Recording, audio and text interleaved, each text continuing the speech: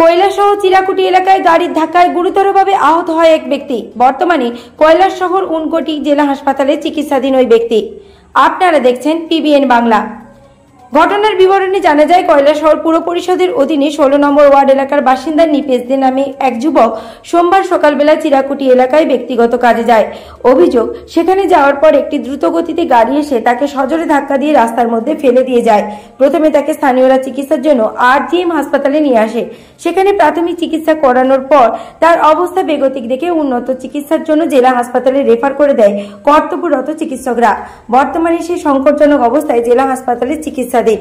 নিপেশদের আর্থিক অবস্থা খুবই দুর্বল। বর্তমানে চিকিৎসা করানোর মতো অর্থ তার পরিবারের লোকেদের কাছে নেই। তাই ওদের দাবি, প্রশাসন যাতে একটু সাহায্যের হাত বাড়িয়ে দেয়।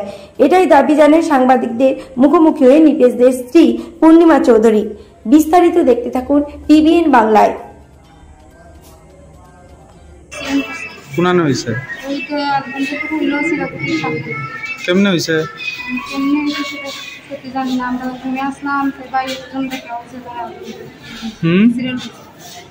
আমরা দৌড়িয়া প্রথমে গেছি আরডিএমে গেছি মিশনা দিতে। এখানে তার কোন কোন জায়গায় লাগছে? ওই আটু জায়গায় পাওয়া যায়। নাম কি তার? নিপেশ দে। হ্যাঁ, নিপেশ দে। কি করে এমনি? এমনি দুগালি। তখন যে কিতা মানে টাকা পয়সা আছেন না, টাকা পয়সা দিতে না। কিতা চাইবা এখন? এখন সেই মুসুদি লাগি না। প্রশাসন যত সাহায্য করে না। তোমার নামটা কি? পূর্ণিমা চৌধুরী। পূর্ণিমা চৌধুরী।